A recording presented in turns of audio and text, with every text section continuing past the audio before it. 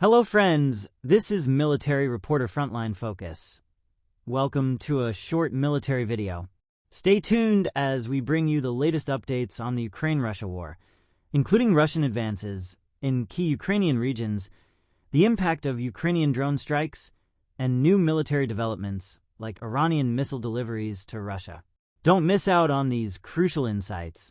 In Makiivka, the strategic importance is clear. Proximity to Donetsk makes it a central logistical hub, pivotal for the movement of troops and supplies. Historically, control over Makiivka has been contested fiercely, with each side recognizing the tactical advantage it represents. Russian forces, continuing their strategy, appear to be aiming to consolidate control over the Donbas region, echoing past engagements where securing Makiivka was a priority.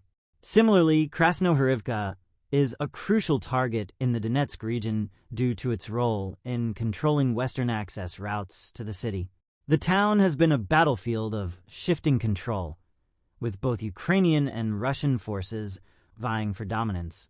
For Russian troops, capturing Krasnohorivka means fortifying positions and placing greater pressure on Ukrainian defenses, potentially opening pathways for further advances into Ukrainian-held territory.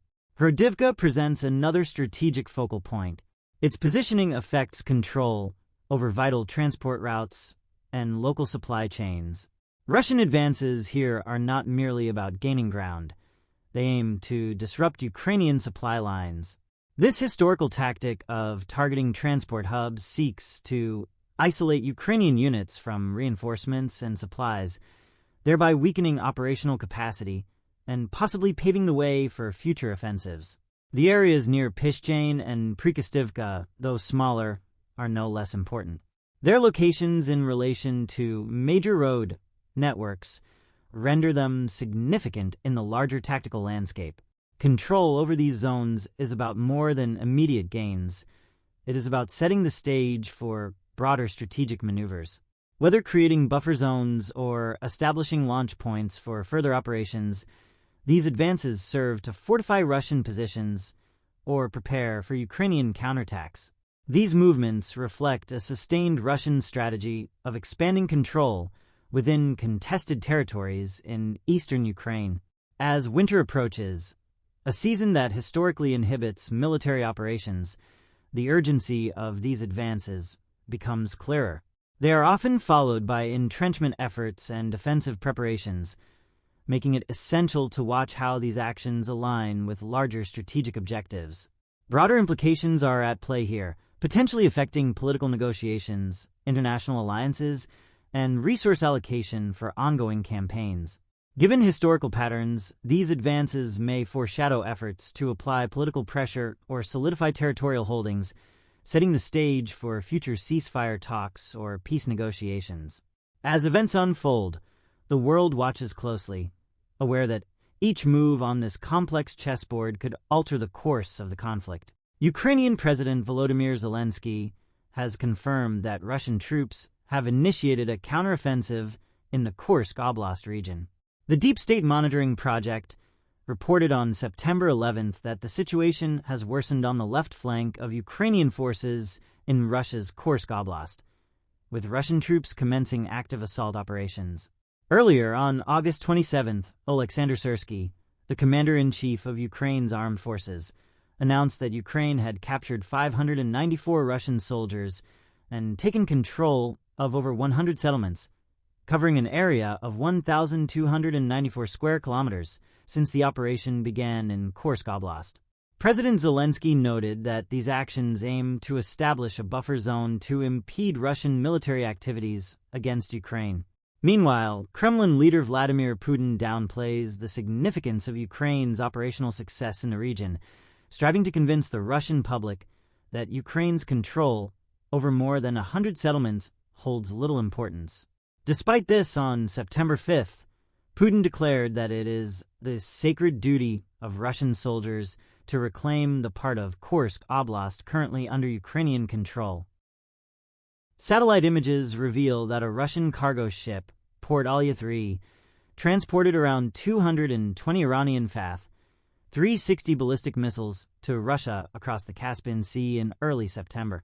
These missiles, capable of reaching Mach 3, are suspected to be for use in training exercises at Russia's Ashaluk test site.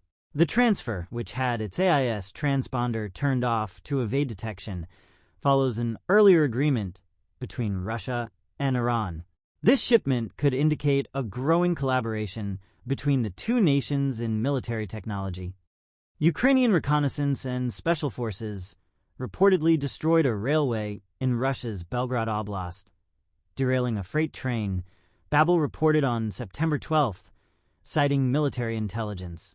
The previous day, Russian authorities claimed a diesel locomotive and 11 cars derailed on the Novy Oskol-Volokhovka line, calling it a terrorist attack and launching an investigation.